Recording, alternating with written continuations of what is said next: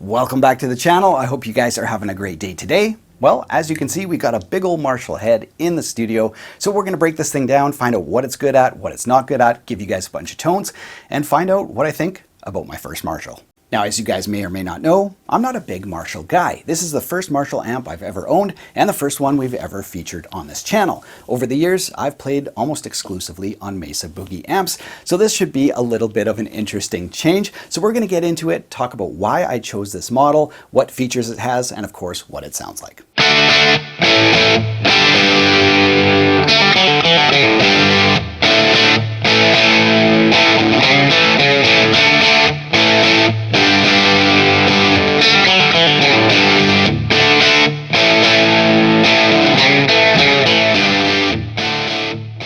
So which model did I choose for my first Marshall amp? Well, as you guys can see, I went with the DSL 100 HR. Now, why did I choose this model? Well, there's a few reasons. Number one, of course, had to be a tube amp. If you're gonna buy a Marshall, it's gotta be a tube amp. We've got 4 EL34 power tubes and a bunch of preamp tubes, so it's a full tube amp. Number two, big one is the price. I'd love to drop, 3 or 4 grand on a Marshall head, but that's not going to be happening. This one brand new is, I think, $950 US. So under $1,000 US. That's a big deal. And of course, versatility. Well, I'd like to just use an amp for, that iconic tone. It's got to do more than just that for me. And so this amp is really known for having a great high gain tone, one of the best out of a Marshall. So we've got lots of gain choices here, from clean to slight breakup, overdrive, and high gain.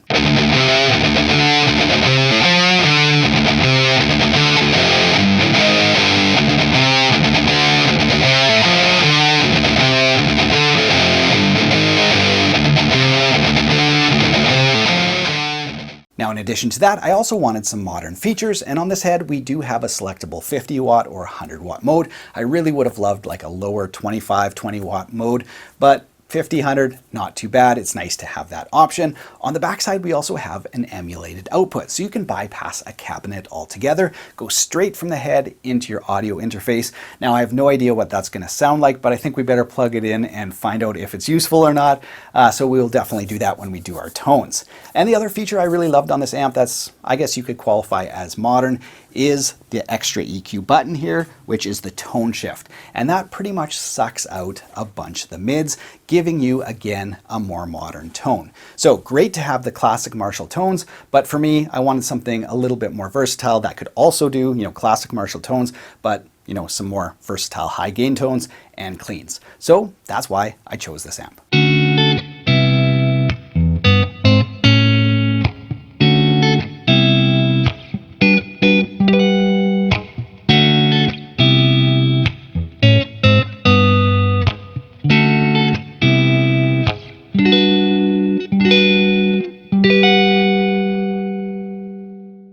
All right, so let's check out the front panel so we know what features this amp has and how to use them.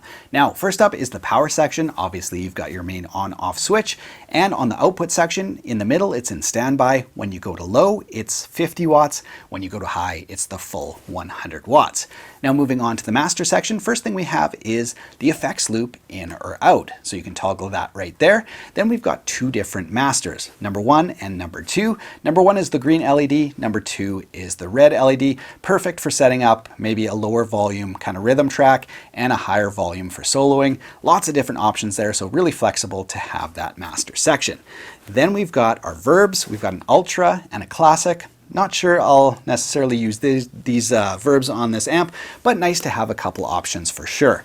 Moving on to the EQ section, we've got resonance, which just kind of emulates how a big cab would vibrate as the volume goes up, and the presence, which controls the upper mid frequencies. Next up, pretty excited about this feature. This is the tone shift. So as I mentioned, I've played mostly on boogies over the years, so it'll be interesting to see, how much this little tone shift cuts the mids, and if you can get sort of a modern chugging kind of sound. So we'll check that out. Then of course, 3 bands, bass, middle, and treble. Now this EQ section is shared for both channels. So some amps, you have separate EQs for, individual channels, which is a pretty nice feature, but here the EQ is shared. Now, moving on, we've got ultra gain. So again, you've got channel 1, channel 2 right there, and independent volume and gain. So very flexible. So this is your high gain channel. And then we've got the classic gain. Again, you can choose master 1, which is the green, or channel 2, master 2, which is the red. And this is kind of for your bluesy, classic rock, all the way up to some pretty good crunch. So you'll use this one, yeah, for anything from slight breakup to bluesy breakup to, you know, pretty good crunch. And then when you want your modern tones, you've got the ultra gain section. So that's a quick look at the front panel. So now that we've taken a tour of this amp, let's plug it in and test out some of the tones. For this video, I'll be using my Epiphone 1959 Les Paul Standard and a Fender American Telecaster.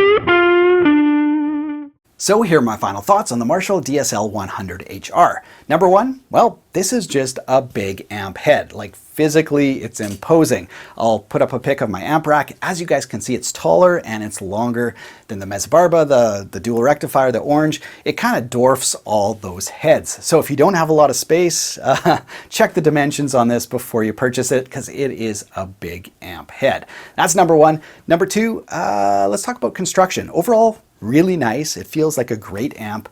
I will say the corners, these little plastic corner pieces, are not my favorite. They look cheap.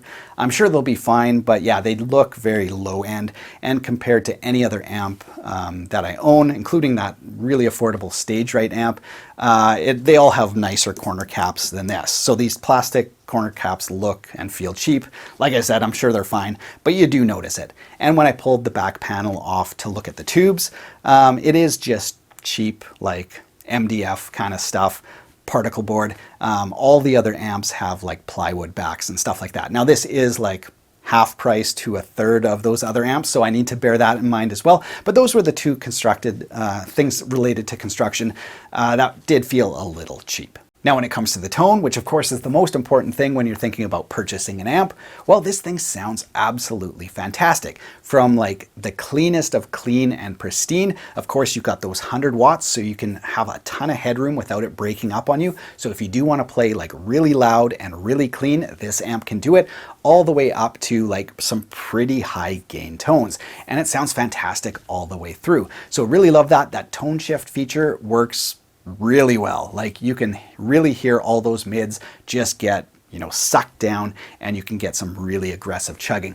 So that feature works really well. Happy to say that. So overall, I'm pretty happy with this purchase. I think this amp does represent a pretty good value when it comes to the price and of course the features offered. So hope you guys enjoyed the demo. If you did, be sure to subscribe to the channel. I will link to this amp in the video description below along with all my information. It'll all be down there.